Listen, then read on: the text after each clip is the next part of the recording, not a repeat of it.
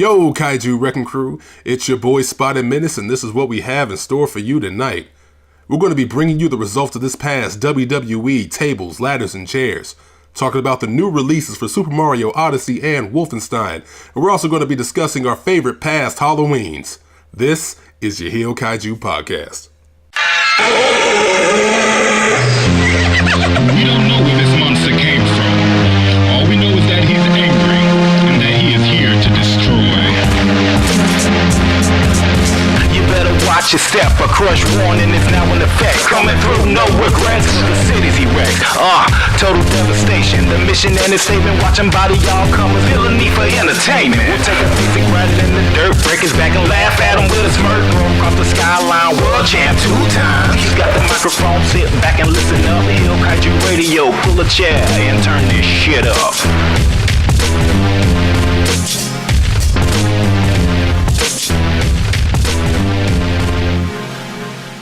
Welcome back, everybody, to the HEELKAIJU podcast. I am, as always, your host, Spotted Menace, and I must apologize because I ended up missing the show. Yes, you did. We don't do that here. I know, but you weren't feeling well. We don't do that here.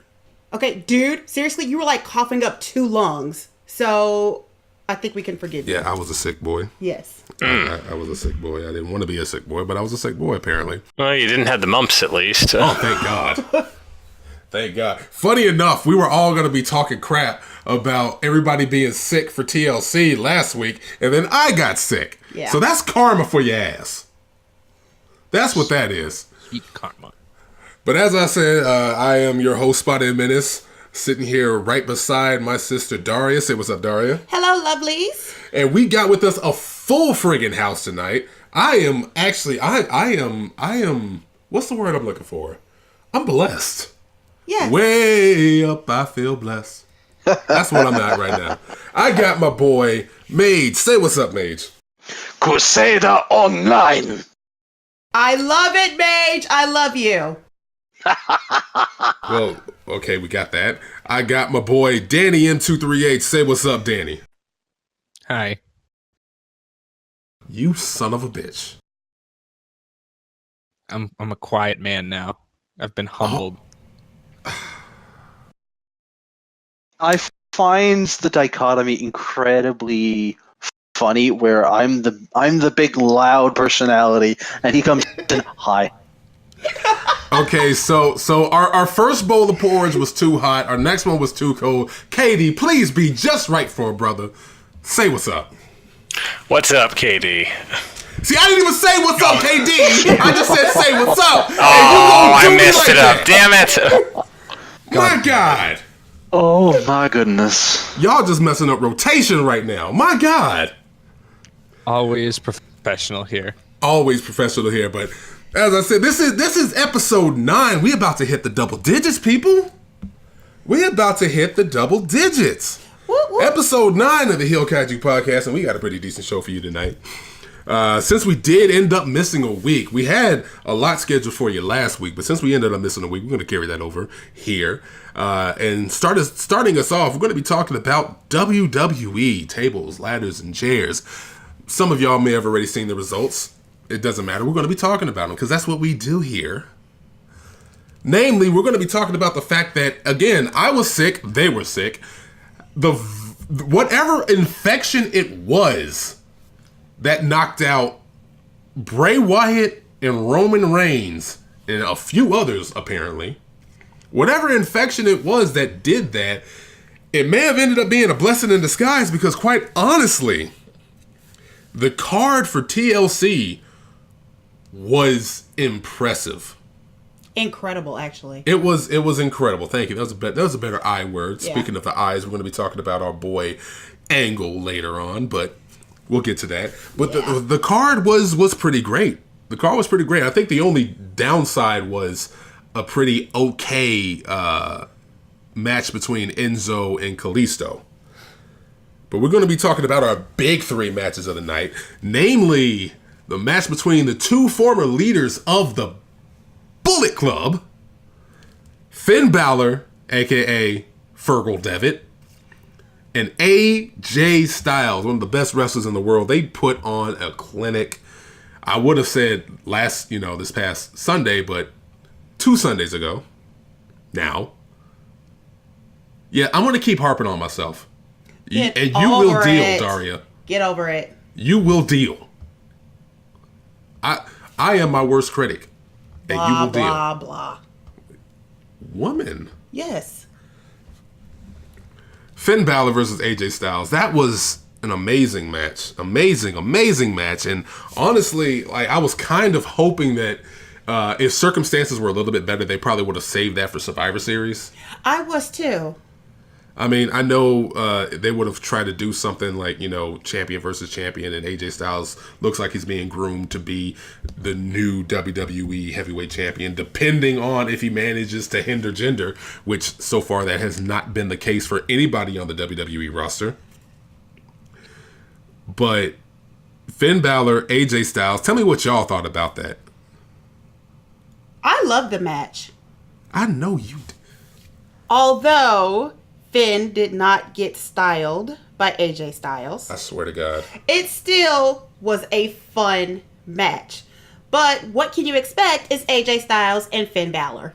Yeah. So I expected nothing less. I have to say, this was probably the best match Finn has had since he came back from that injury. Because he was running hard.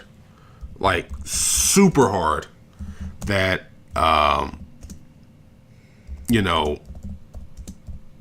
during that tournament for the new Universal Champion. Yeah. When he became the first Universal Champion.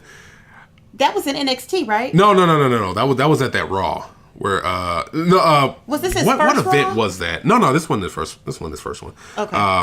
I forgot what event it was, but he beat Seth Rollins for the Universal Championship, but he also got injured and he had to relinquish it pretty much the next day. Oh, wow. After winning the title. And he was the first Universal Champion. He hasn't been back. He comes back, and he really hasn't been putting on too much of a show. With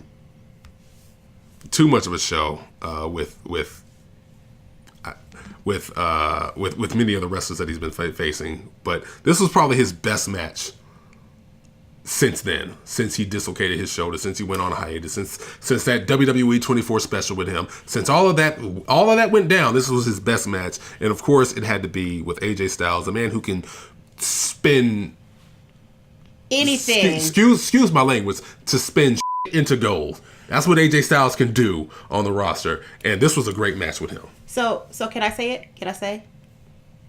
This is why you've been styled by AJ Styles has to make it. That right there, you just proved my point. That explains him in 1T. Love it. Gold. If there's any man who deserves a catchphrase of that caliber, it's AJ Styles for sure. That caliber, that caliber, Danny. I'm gonna need to see. I need to see you in my office after this show is over. That is that is disrespectful. I am giving you in-school suspension.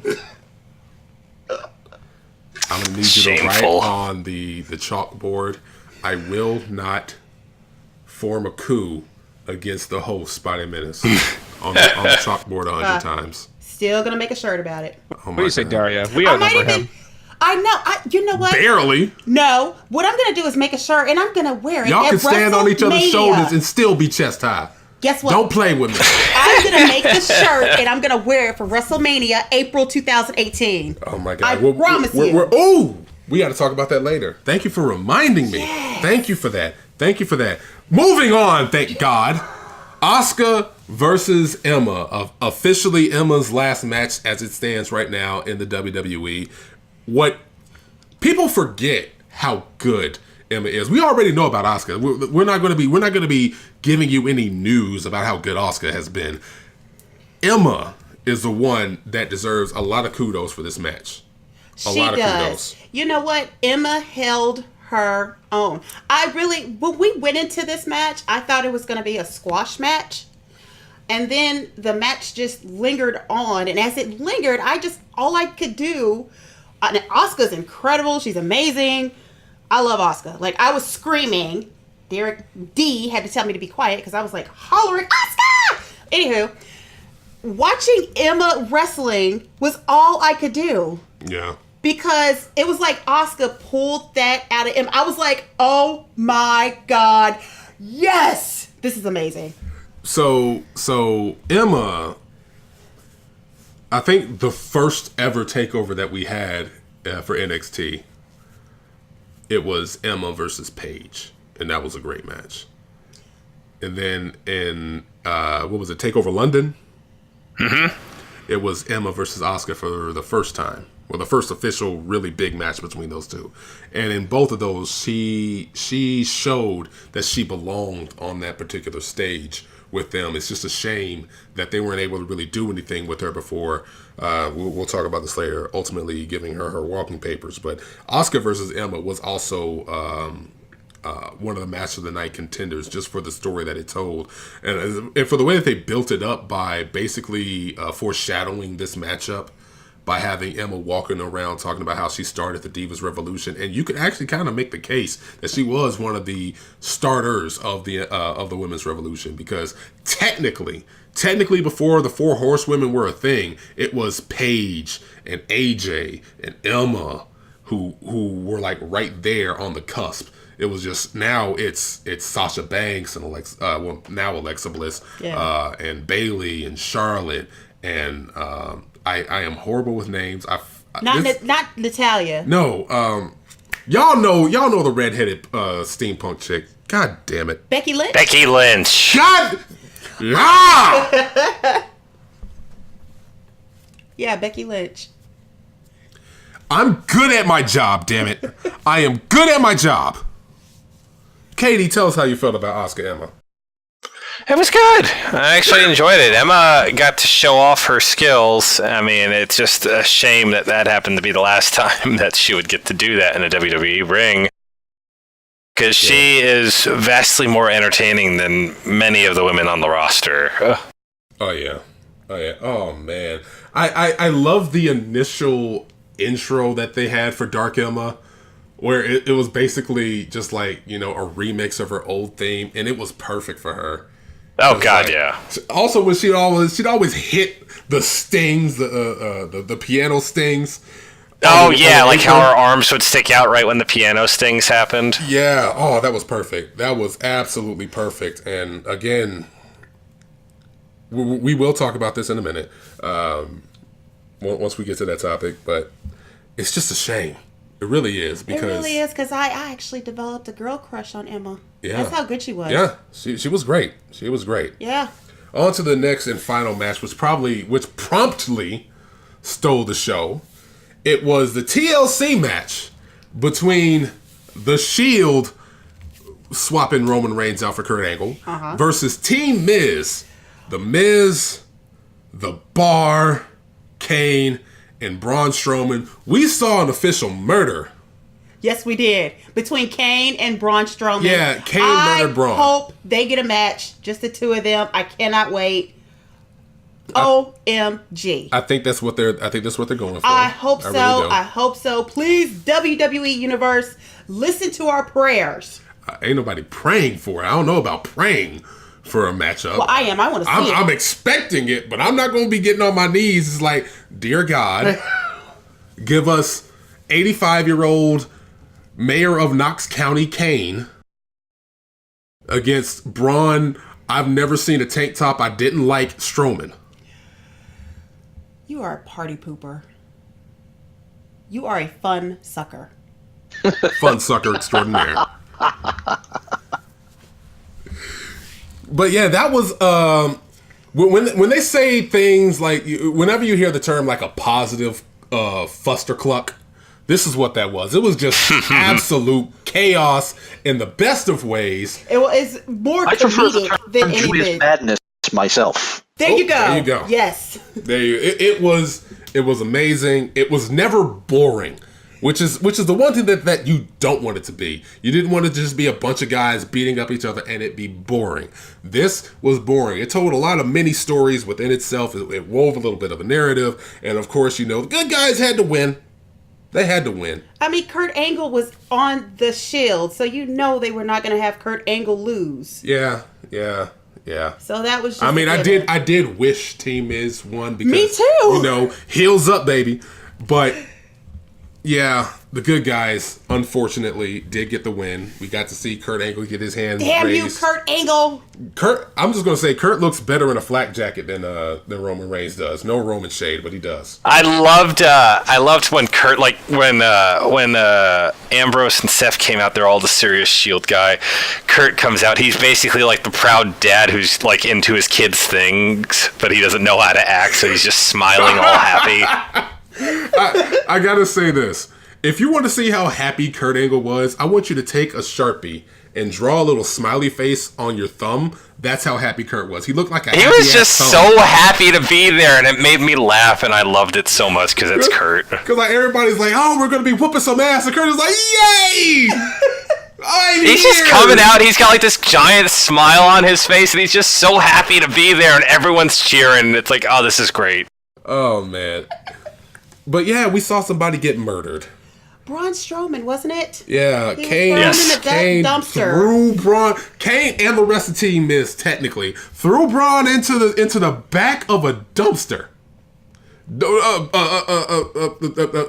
Trash truck. A garbage truck. Thank you. Yes, the I'm good at my job.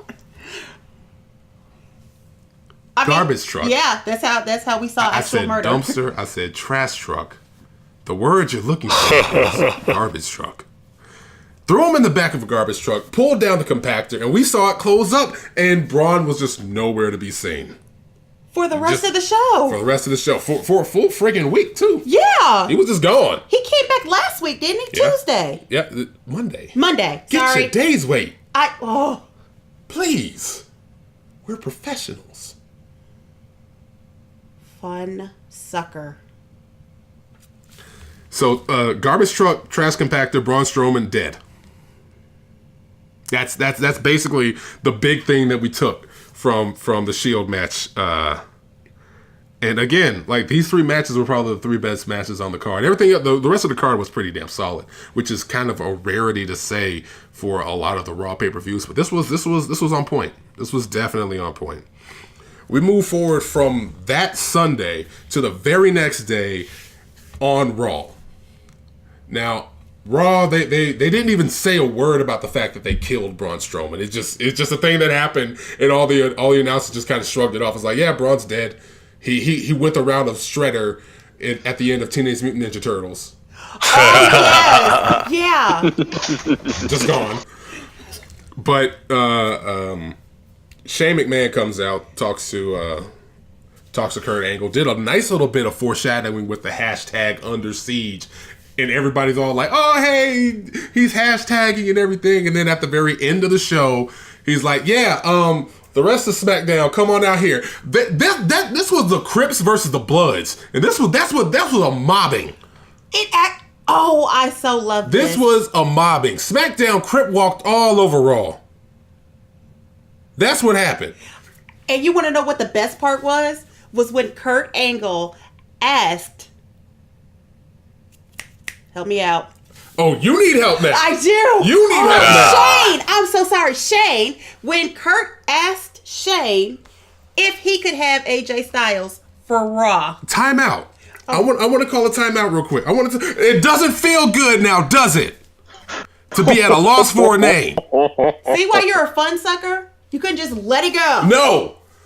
I wanted y'all to know, like, it sticks in your head. You don't want it to happen, it just happens. But yeah, he asked AJ, God damn it.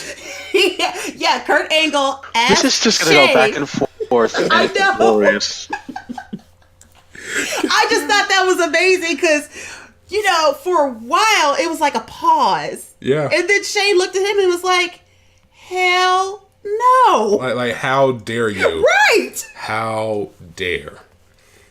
But at the end of the show, Shane calls out his cronies. Everybody from SmackDown stands like a few people, and they just ran roughshod all over Raw. The only people who really got a good chance to try to fight back was the Shield, and that was a nice little touch too, having the Shield It sneak was. over and try. Yeah. And like they didn't run away; they saw what was happening. They jumped out and they still tried to fight back. They ended up getting their asses kicked. That was good. That poor TV got lost its lice in that battle. Oh, man. Also, Danny, Yeah. I know you there, Danny. You missed the Titus brand. Like the New Day came out and gave dap to the Titus brand, and it felt like when Fredo got kissed in The Godfather. It's That like was you the broke best my part. heart. That was the best part. Kissed him on the cheek. That was the best part. That's what happened. They It was like, yeah, what's up, man? It's like, oh man, it's Titus and it's Apollo Crews. It's like, yeah, we got SmackDown here. We got the New Day. Get your butt whooped. That's what happened. I don't even get it because the Titus brand is on 205 Live, which means they're in the SmackDown locker room. Like, But that's not SmackDown, though. That's 205 205 is a Raw brand. Yeah. Yeah.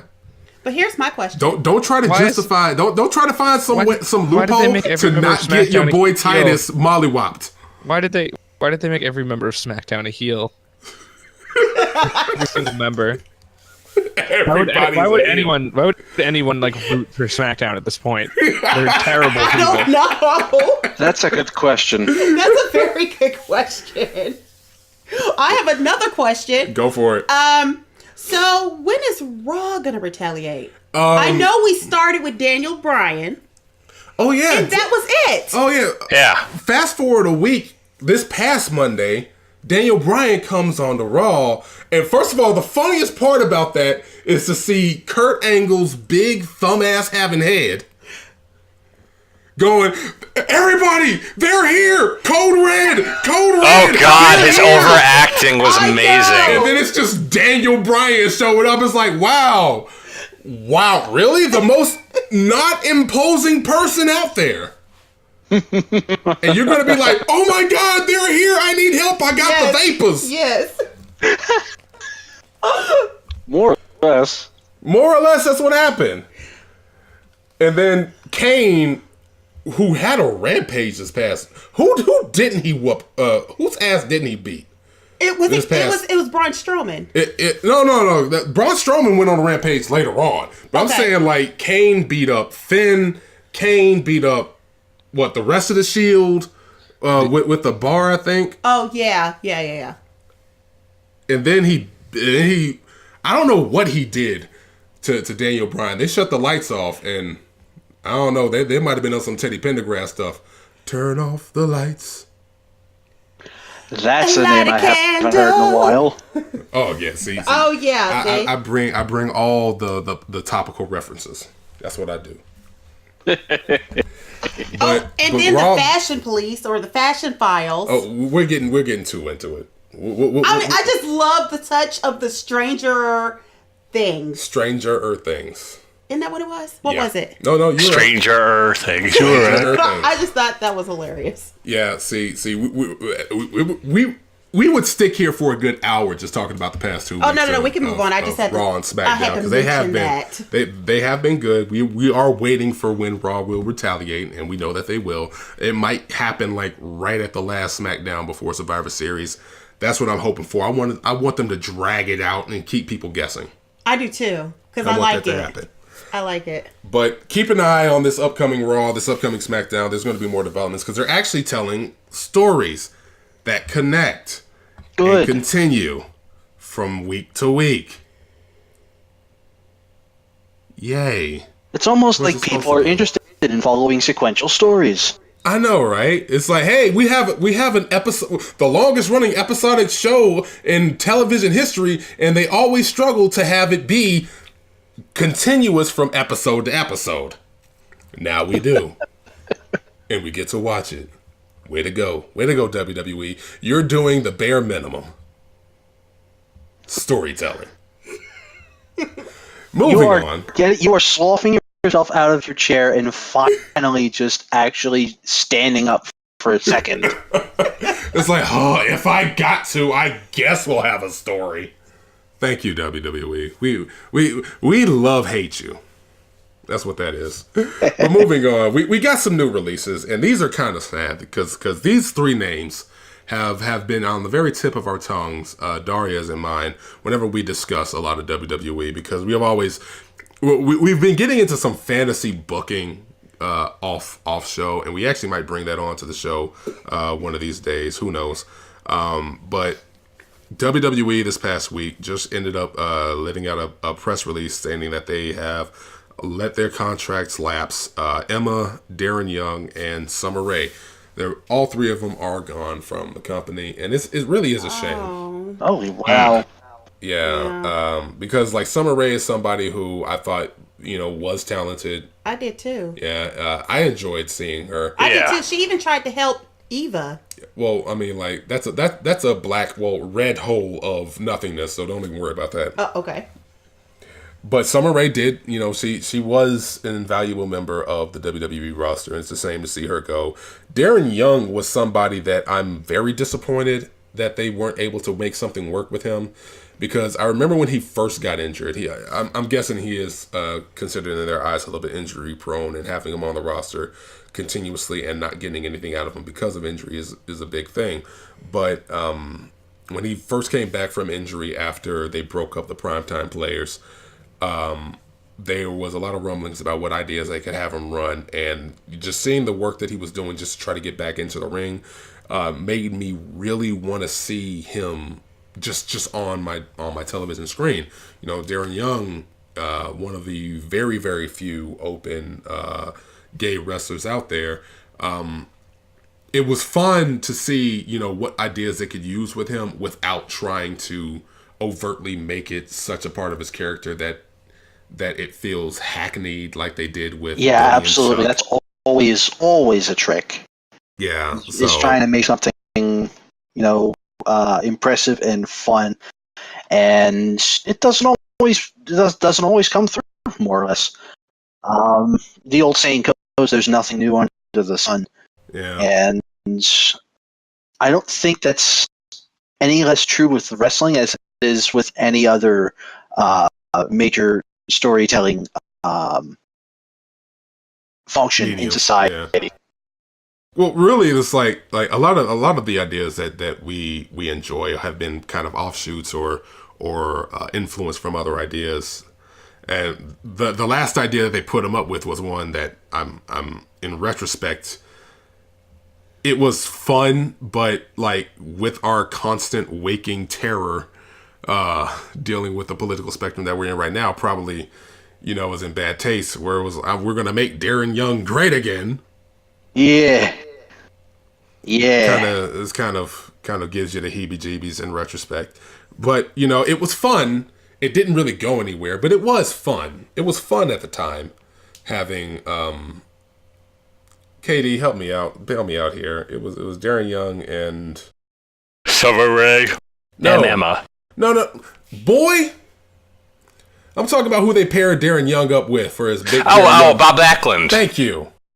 Yeah, when they had that whole make Darren Young great again thing going on. Thank you so much. Yeah, no, it could have gone so much. Like, I don't know what happened to Darren Young. They seemed like they just didn't know what to do with him, even and then the injury bug as well got to him.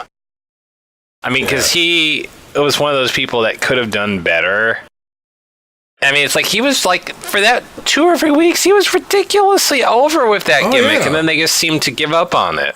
It was weird because, like, usually people start getting over with the vignettes. People hated those vignettes.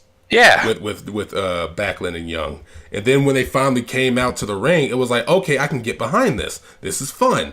In a time where we kind of needed something fun on the roster, that was perfect for him, because you had somebody who was incredibly talented in Darren Young. You had somebody who was very personal and charismatic in Bob Backlund, in the way that they had him run it in just that sort of crazy sort of mentor way. That was perfect for the pairing of the two. But again, injury bug hit, and he's off TV. And, just like in other sports, if you're not on the roster, somebody's going to come up and take your spot. And there's plenty of guys who were able to take that spot. Yeah, finally we're going to. Go ahead. I was going to bring up the fact. I mean, he was also the first openly gay superstar on the roster. Yeah.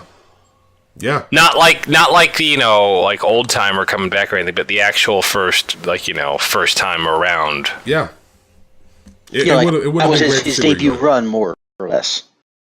Well, I mean, this wasn't his debut run. I mean, he had the primetime players with Titus and everything else. It was kind of like his first, like, they really put some effort. Yeah, this was his major singles run. Okay, there you go. That's a better way to put it. I'm sorry. Yeah.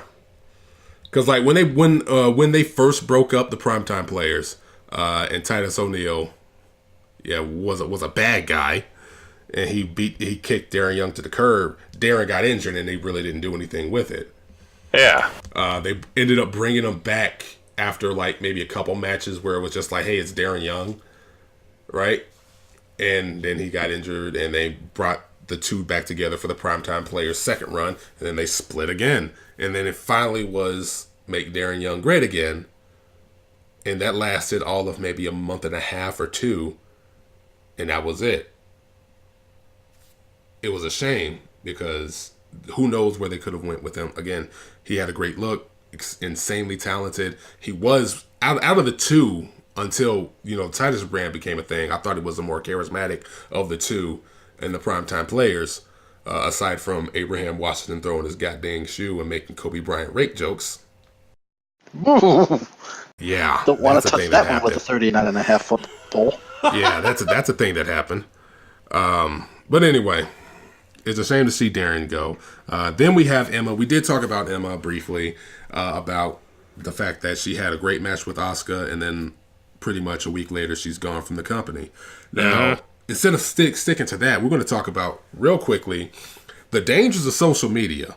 Lio Rush, I spoke about him, I want to say episode 4 or so, talking about him possibly coming over to WWE, and he did. He had a good match with the Velveteen Dream, and he was supposed to be facing Aleister Black, but he takes to Twitter the day of the release statements, and he makes a joke tweet saying, "I guess this is what happens when you're not ready for Asuka."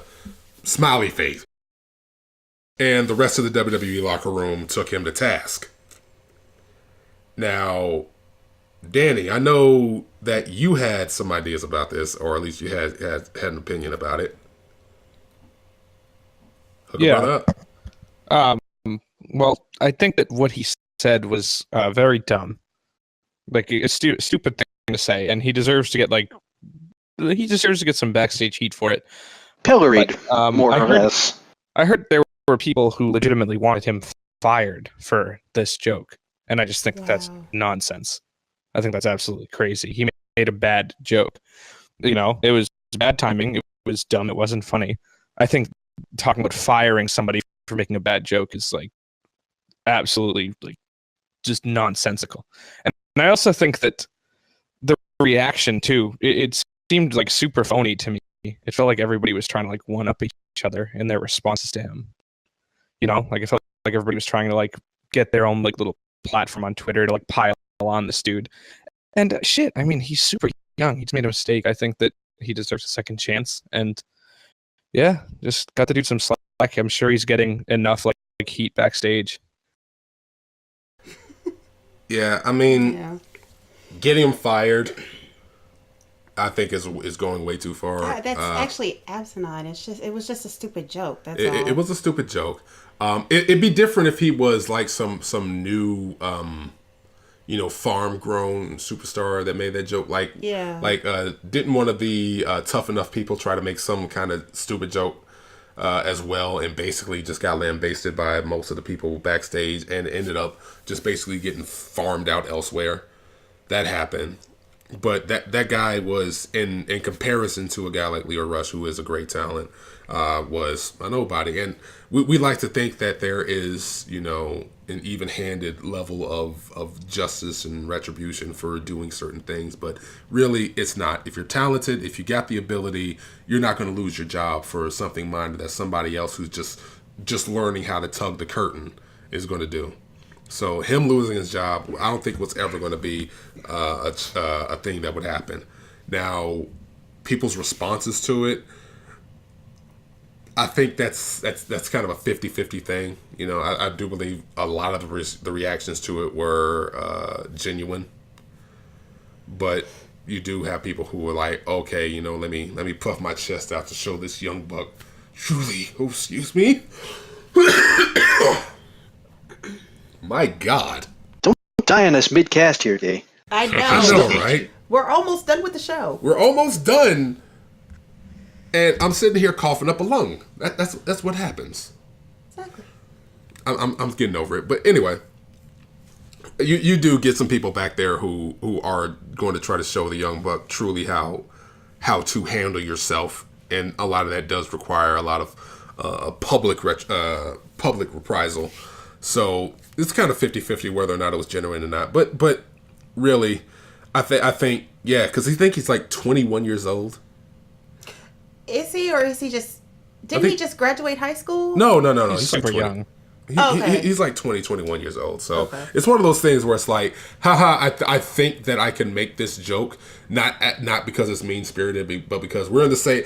It's one of those things where it's like, if you've ever been on like a football team and you're new, you're a freshman, and you manage to make it to varsity, and you see that one of your main, starting quarterbacks gets benched, and you make a little joke about him getting benched, thinking it's fun ribbing, and everybody else turns at you and goes like, "Shut the hell up! You don't even belong here." It's one of those kind of situations where you start feeling like you're too familiar. Yeah.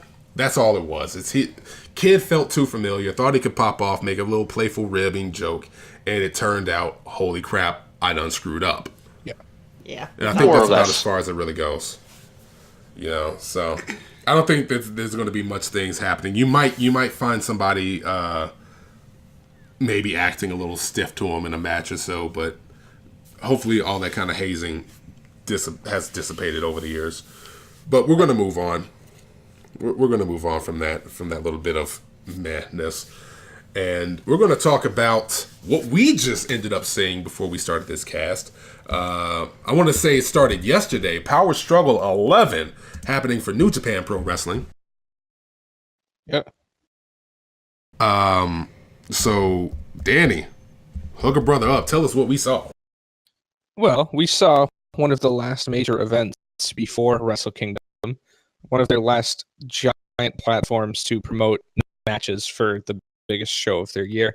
A chance to put on some great matches of their own. We watched pretty much the whole show, skipping the very first dark match between David Finlay and the Young Lion. I know it's a significant Young Lion, but I forget his name.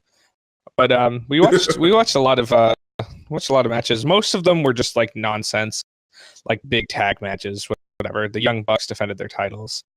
I believe it was Roppongi 3K won a match as well. A lot of stuff that I should be paying more attention to, but I was just kind of in here for the big ones. So I'm going to focus more on the top 4 matches that we watched, and I'll ask KD as well how he thought of these matches. Well, first, I'm going to skip past the bull rope match between Yano and Suzuki, which was just a dud. There's nothing about that match. I mean, it was kind of insane, Seeing there were a few spots that we wouldn't expect to see, in other organizations. So that was at least something that was pretty big. Yeah, I mean, it's just Suzuki. Every single one of his matches just has insane interference. It's getting really old, and it felt like the tone of the match was just weird with Yano being a comedy wrestler and Suzuki not being a comedy wrestler. I didn't think Suzuki would probably not even laugh ever. No, I'm sure Suzuki only laughs when he's like covered in his opponent's blood. That's what he finds funny. Yano finds like sell bootleg DVDs filled with cocaine funny. Good man. But the hell? Well, it makes cocaine like powder. He like puts a bunch of powder inside of a DVD and like whips it open and blinds his opponent. It's a fun little Yano trick. But anyway, I gotta watch more New Japan. That match was a dud. Then we had Will Ospreay and Marty Scurll. Yeah, and honestly, this match led to a huge surprise for me. I didn't think that Marty Scurll would get the belt, but he did after a very good, solid match. Both guys displayed really good stuff. They've wrestled each other a ton, and the storyline going on is that Will Ospreay just can't defeat Marty Scurll no matter what. So Marty Scurll gets another win after the match. Kushida and Hiromu come out, and that sets up a four-man tag, not a four-man tag, a fatal four-way at Wrestle Kingdom, which, yeah, that could be really good. Yeah. Like, I believe KD was saying that you really don't see a lot of fatal four-way matches in New Japan.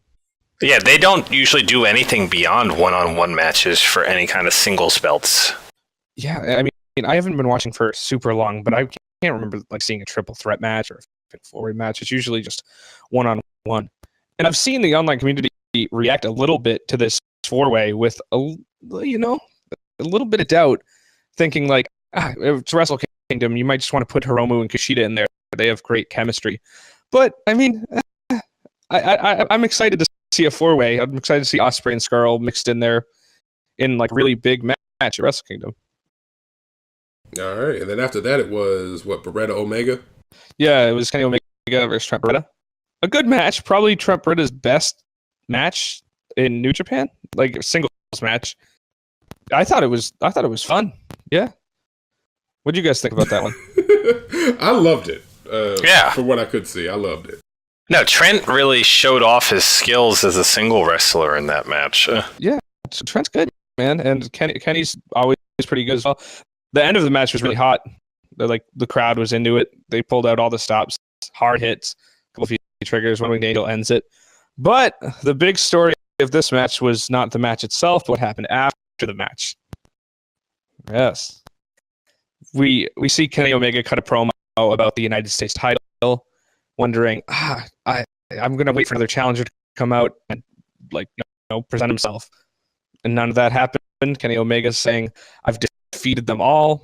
All of a sudden, the lights drop. You get a countdown on the Tron. 5, 4, 3, 2, 1. Who's there but Chris Jericho, of all people, to challenge Kenny Omega at Wrestle Kingdom?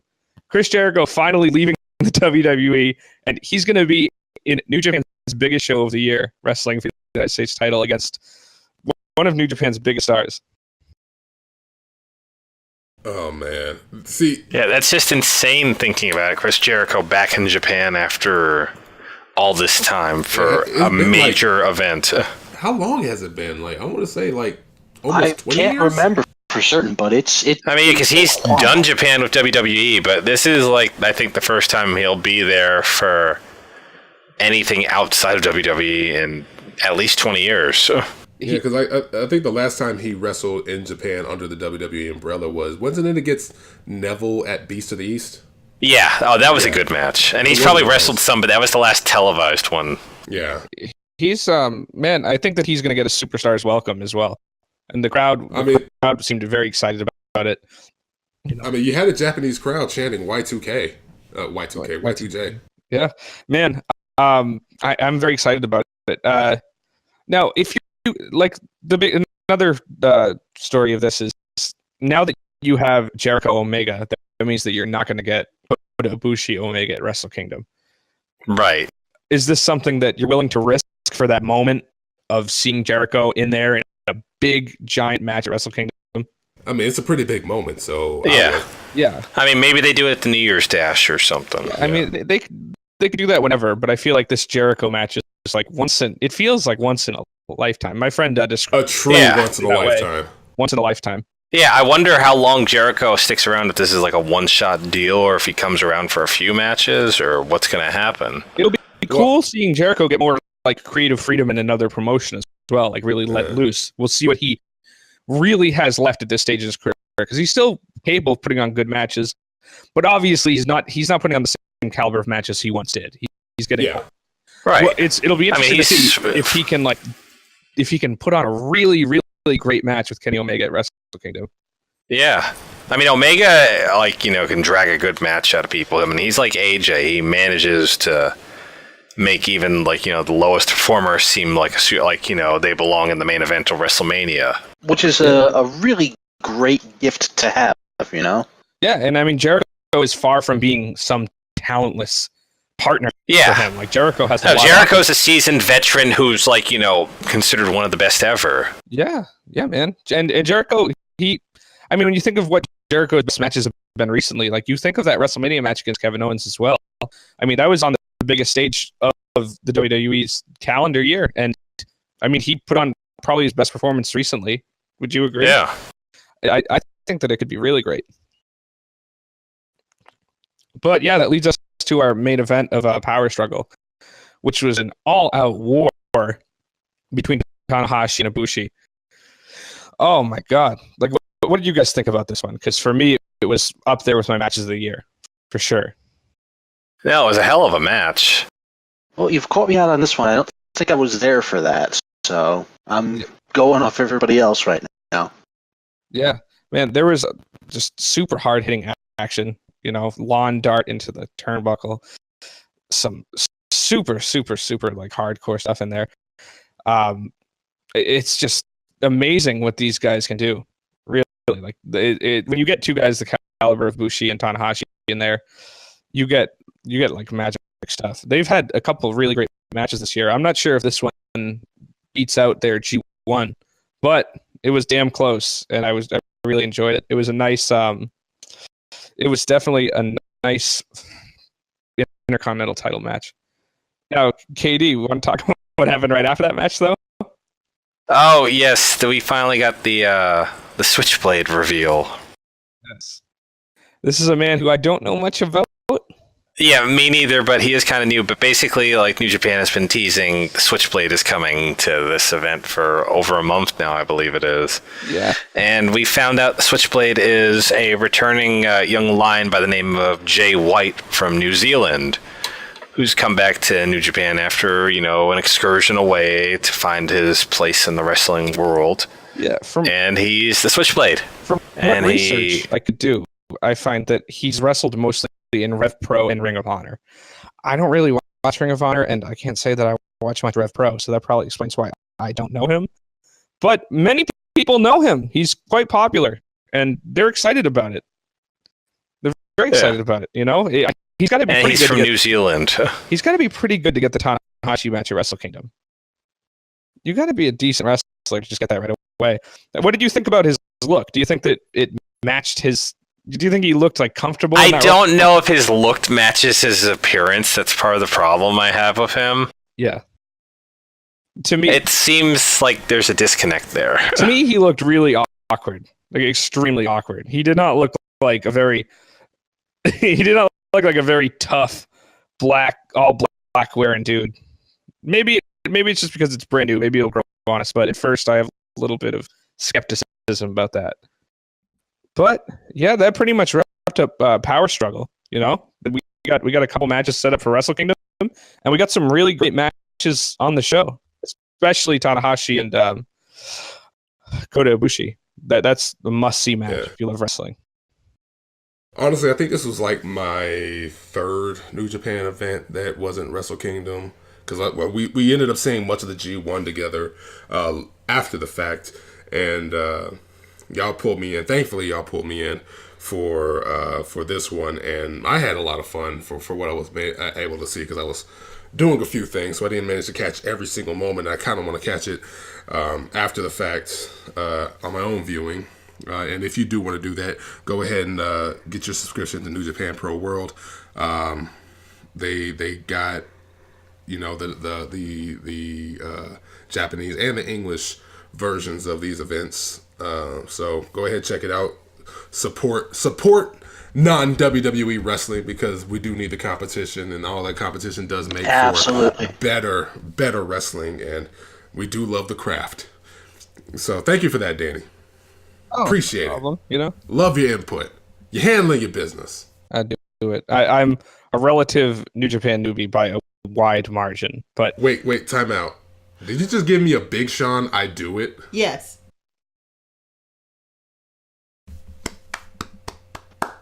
Congrats. Congrats. That was good. That was good. On to our non-wrestling stuff, because I know that y'all probably tired of hearing that if y'all listen to us for the non-wrestling. We got 2 new game releases over the past couple of weeks. It was new when I wrote down these topics, and I was prepared to do it while I was leaking out of my nostrils. Graphic, I know, I don't care. It's my show, I can say whatever I want. But It was new when I came out with it. Super Mario Odyssey and Wolfenstein 2 both got a release. And I managed to play... Shoot, we're pretty much done with Super Mario Odyssey. Yeah, we still we're got just- like maybe 100 power moons left to go. Yeah, we're Lord. just finding power moves Yeah, now. we're just I finding am not power even moves now. close to that. Yeah, so you like to savor your meals, but bruh, y'all know me. I devour. You know what? Pause. I didn't like saying that. I didn't like the way I said it. No, I don't think it really came off. I hated it the very moment it left my mouth. So change that. I'll have to fix that in post. But I devoured that game. The last Mario game that I really cared about playing, because I played Super Mario 3D on the Wii U, and it was fun. Namely, the kitty cat suit, because, meow. Yeah. Got to get your meow on, baby. And the Tanuki suit and all that. It was fun, but it didn't really have that sort of... Time out. No. What are we knowing? Don't ever No? do that again. Why are we knowing? Oh, You don't get your meow on. You get your meow on, damn it! Oh boy, I kind of was wondering if this was going to get touched on, and I see I was right. Got to get your meow on. But this new game, no spoilers, but it's such a breath of fresh air for a Mario game. I enjoyed it. I just legitimately enjoyed this game. And I can't really find any bad things about it because, I ended up beating it, the main story, and I'm still playing it to this day, challenging myself. And this is what this game will do. It will challenge you to find new ways to think. Which is why I'm still stuck on the very first level. Yes, we do plan on catching, getting this set for recording sometime in the future, and my sister's going to be the one to get the reins for most of it. She's going to be the one to snag, and right now she has to depart real quick because there's Cortez. What's up, Cortez? She is going to be the one holding the reins for most of the playthrough because it does have a 2-player mode, and I am going to be playing the second player while she gets to do all the heavy lifting. So expect to see a lot of that and a lot of cursing and a lot of yelling and a lot of possibly hitting me repeatedly with a remote. Ow! Yeah, she does that. And now that she's gone, she can't defend herself. So shame her, shun her while she's gone. Oh, f*** you. Keep up the good work. But yeah, Super Mario Odyssey, great game, fun game. Go ahead and give it a shot. I'm gonna have to pick me up a Switch for it then. Yeah, 'Cause, definitely. If you I mean, can. everybody knew Yeah. that Odyssey was gonna be a Switch mover, but god damn, did it hit! It hit hard. Like Nintendo knew they had gold here, and they were just waiting for the right time to play it. And man, did they ever! This is gonna make 2017 a good year for games. Oh yeah. Just what's everybody caught sight of the first teaser screens of New Donk City and like Bowser's little wedding prep squad and everything. Everybody knew this was going to be sheer fucking gold. Oh, I'm God, sorry, yes. we'll edit all the cursing out in post, but Yeah, I do it. I handle man. that. But yeah, it's fun. It's great. They have a lot of homages to many a thing that will get your nostalgia up and running. The next Listen, game, as long as they got a jazzy little remix of Super Bell Hill from 3D World, I'm good. I think they do actually. Oh yeah, they do. They got that set. They got See, that I'm set. sold. See, a lot of things you can forgive in a game if it has good music, but with Oh, Mario it's great. Odyssey The having score is everything great. else on top of great music, like how can you go wrong? Yeah, the score is amazing. It's great. It's great. Our next game, Wolfenstein 2. That's a game I haven't played. It's been a while since I played a Wolfenstein game. But it already has one of the best things ever, and that's beating the shit out of Nazis. Hell So- yes. Who doesn't want to beat the shit out of a Nazi? See, I wax nostalgic in a weird way because Wolfenstein and Doom were both done by id, so I always start humming E1M1 every time somebody brings up Wolfenstein because of the immutable causal link between the two at their origin point there. So every time I hear "Let's kill some Nazis," I start going.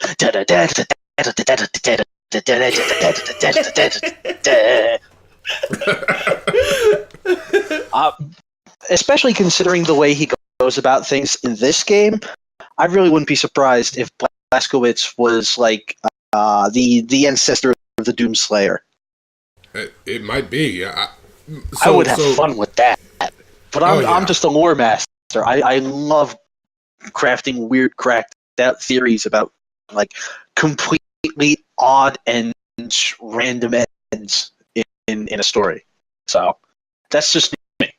Well, I know that Daria wants me to go ahead and scoop that up and play it later. And you know what? I just might add that to the list of games that we end up playing and providing on whatever YouTube channel that we end up having in the near future. Might not be until 2018 when we get all of our equipment set. But keep an eye out for it. Keep an eye out for Super Mario Odyssey and Wolfenstein. Go ahead, grab your Switch, which has turned out to be one of the more impressive and fun gaming systems that I've had, especially under the Nintendo umbrella. It's been great. I've enjoyed everything about it so far. So go ahead and snag that up if you can. Nintendo has had plenty of issues, as we've discussed on this very podcast.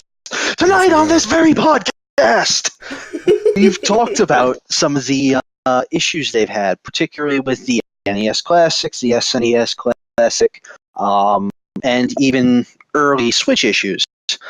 But Nintendo has never had a problem taking care of their brands and their intellectual properties. They will all. I'm sorry, what? He said, "My brand." My brand.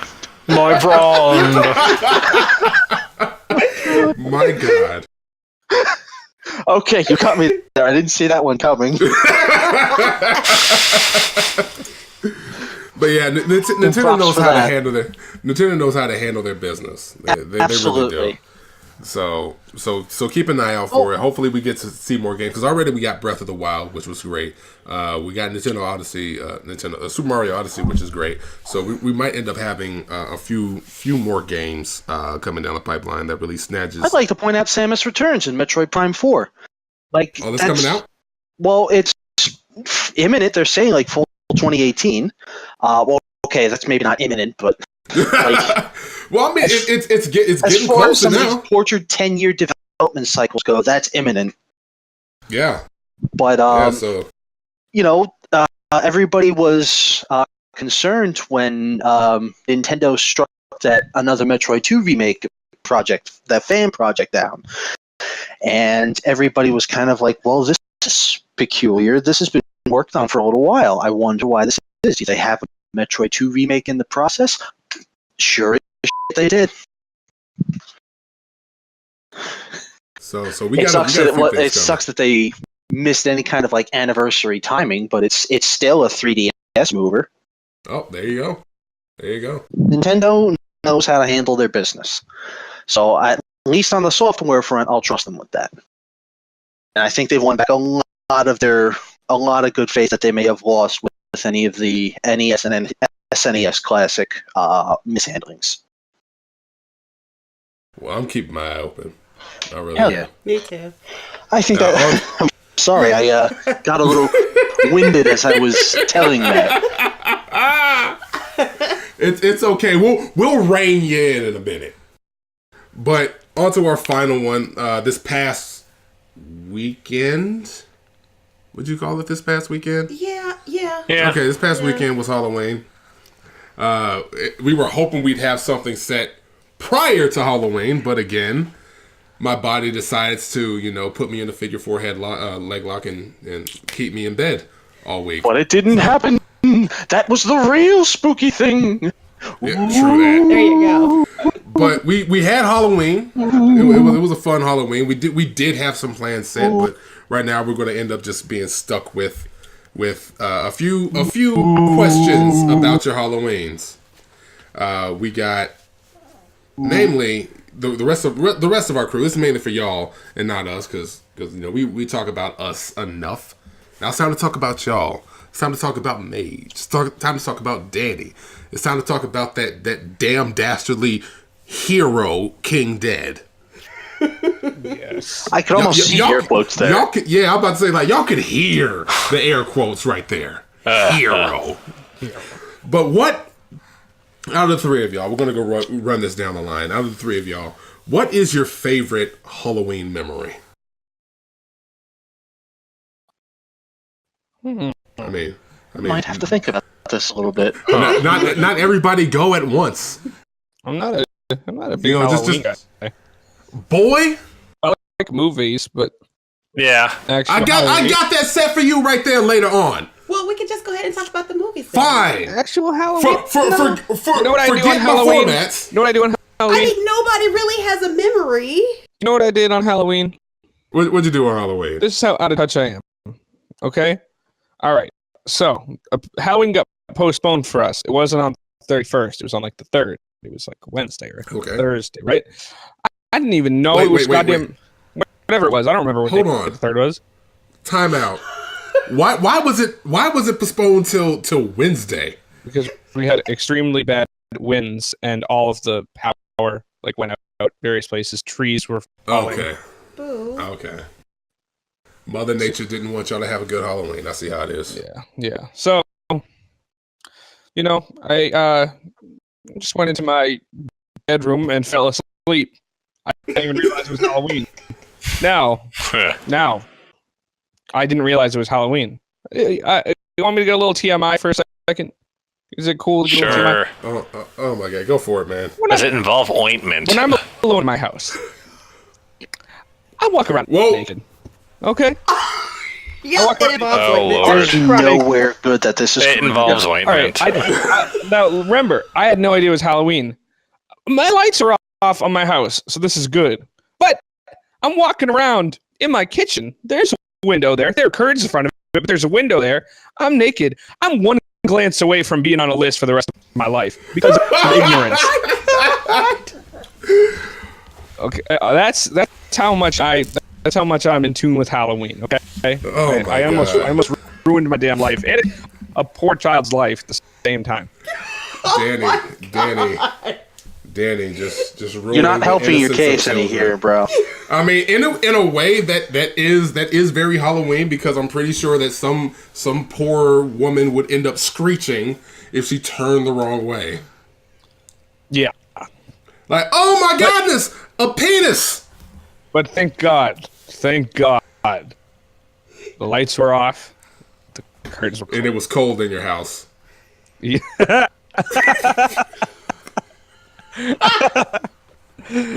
Oh shit! Yeah. Yeah. Thank God for that. Yeah. That's my most recent Halloween memory. Oh man, I'm trying to think about the last time we ended up going trick or treating for Halloween. I think in Germany, actually. Yeah. So Germany. Yeah. So the last time we went trick or treating, I am a procrastinator. I don't do a lot of preparation for when it comes to certain things. Like if I want to get it, it's going to be last minute. And so for my last minute Halloween outfit, because it wasn't a costume, it was an outfit, I was like, hey, I didn't ask mom and dad to make me anything or go out and get anything. So I just threw on an LA Lakers windbreaker and pants and went as Magic Johnson. Oh, yeah. I remember that. Yeah.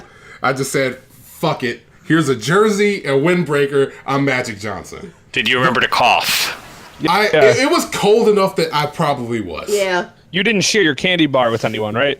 No, I didn't want there to be a razor and then there would be a sort of epidemic or anything like that. Yeah, you don't want there to be blood flowing. So, does anybody have any traditions that they do for Halloween? Sleep. Mother, you are no fun. That's why I said just go straight to the movies. I will in a bit. I watch scary movies on Halloween. Oh, boo. Yeah, I do. I watch yeah. whatever Halloweeny stuff. Fine. Let's just skip ahead. What's your favorite scary movie? Right. Who's got a favorite Halloween movie? Well, that fortunately that allows me to kind of make this inclusion. We've always watched It's the Great Pumpkin, Charlie Brown, in our house, and everybody kind of like always identified me with Linus because I've always been that kind of like that wonderstruck child that believes in the Great Pumpkin year after year, no matter what happens. It's always been in me. I'm sorry? I mean, you do kind of believe in me, so you do believe in fiction at least. Oh. Bro, I believe in you, fictional or real. I always have you close to my heart. Tear. You know I'm being real anyway. I know. My sister just flipped me off, so I got that to look forward to. One of my favorite Halloween memories was when my brother and I trick-or-treated as Mario and Luigi. Aww. We were just at the right sizes to pull it off. I was Luigi, he was Mario, and we were just like, we actually kind of did, like the Captain Lou Albano version where he was like, we were kind of like, hey, Gabagool, well, you need your pipes fixed. Did you eat Subway? The classic Italian meal? Classic Italian sub. It's like, he's got some salami over here. Hey, Swing go down the your Subway. arms from side to side. Would someone get me dang 6-inch? Hey. I think one of my other favorite Halloween memories was we have one black cat. We had another, but sadly he's no longer with us. But it was a whole story. I won't go into it here. But we discovered that these black cats particularly enjoyed Halloween night to the point where they'd sit on the front stoop every year on Halloween and take just sitting on the front stoop, scaring the kids. Like the one cat in particular, the one we've lost had the most piercing stare in the world. Like he would arch himself up just like the classic black cat. He was mute and he was friendly to a fault. But all the kids would be freaked out because of course black cat means bad luck. The other cat would just kind of like wait until everybody got in range and then scurry off under like one of the cars or something. But I thought it was the most hilarious thing that the cats actively enjoyed being outside tricking kids on Halloween. That's something right there. And those are my stories. Good old man. So KD. Yes. Favorite movie. Yeah, what was your favorite movie? Jeez, I don't even know what my favorite Halloween movie would be. Well, I know what movie I enjoy showing to people, which is different than favorite movie. It's this, like I show it every year because I do like a little Halloween party and I show videos and stuff. And it's this little movie from Australia. Oh, what year is it? It's like from 2007 or so, and it's like posted online for free. It's called Spider. And it's this little short Australian movie. Like I can't even it's basically about this couple who are bickering, and the guy is trying to make amends to his girlfriend, and it's all of maybe 9 minutes, and the end always freaks out everybody the first time they see it. So I love showing it for that reason. Okay. So really, we were hoping to get this before Halloween so I could go on a whole spiel about how to be safe and drink responsibly and don't touch the candy because the candy's mine and I'm gonna beat you up for it and all a whole bunch. It would have been a whole ordeal, and you would have laughed and I would have laughed and I would have knocked you out for your candy because that's what I do. That's what a heel do. It's like, excusez-moi, what? But it's after Halloween. I really do hope everybody had a great Halloween, even if it was just like Spotted Menace. What is your favorite Halloween movie? You didn't say. Yeah. So my sister just wants to put me on the spot while I was trying to escape through the tunnel of I know mine. ending the What's show. yours? I got a few. Namely, Grave Encounters is one of my favorites. Oh, that's a good one. Oh yeah. I did love the new It. That was fun. I love that new It one. There are a few, but you know a movie everybody should put to their list and watch on the next Halloween? Don't look it up. Just watch it cold. Antichrist. No. Oh no! No! That is bad advice. No, don't do it, please. It's horrible advice. Don't This is do a PG that. That show. is bad advice. Don't do that. Don't go see that.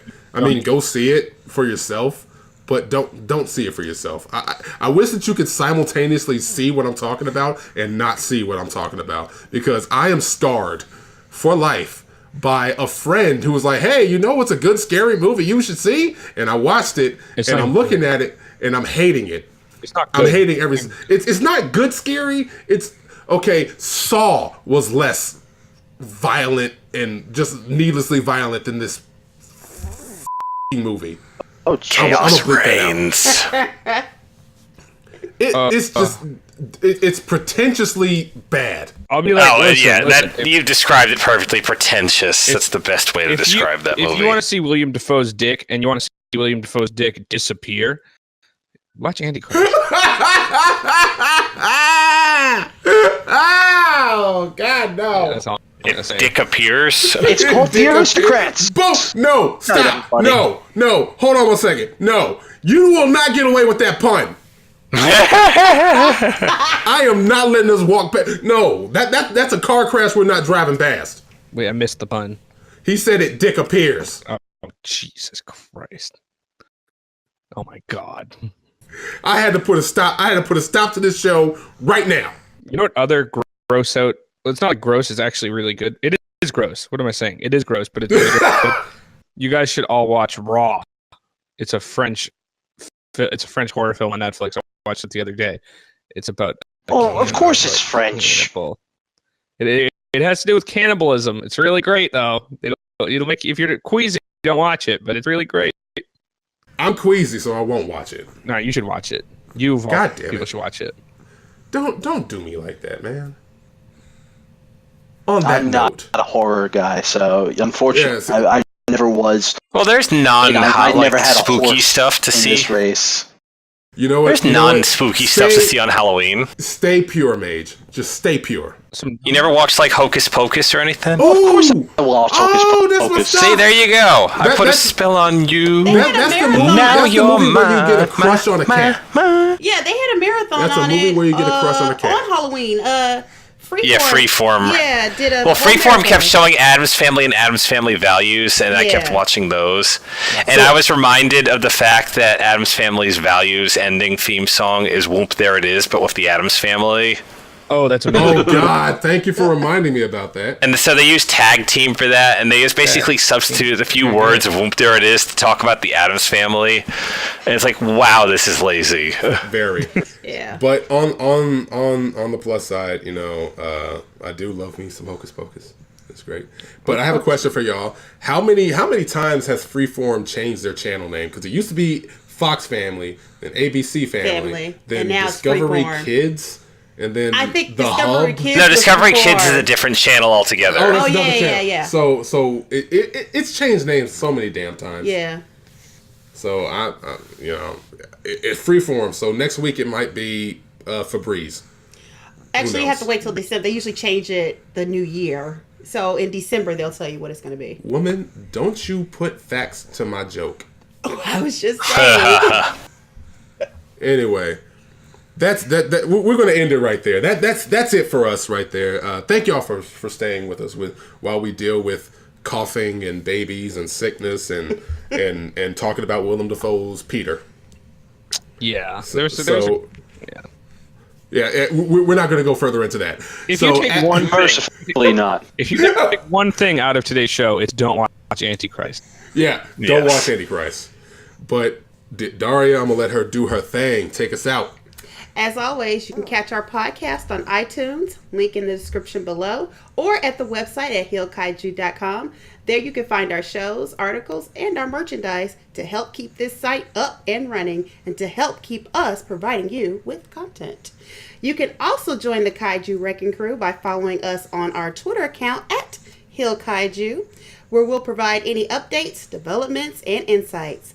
Thanks again for listening, and remember, keep smashing. Bye-bye. I didn't need that sing-songy in at the end. It just could have been. Bye, people. I'm gonna talk to you. I'm gonna take you back. Love my outro. I'm gonna take you back behind the shed and show you how to do a real outro. Bye, Until everybody. next time, my friend. A real outro. Stay smashing. Yeah. Mage, I swear, oh God.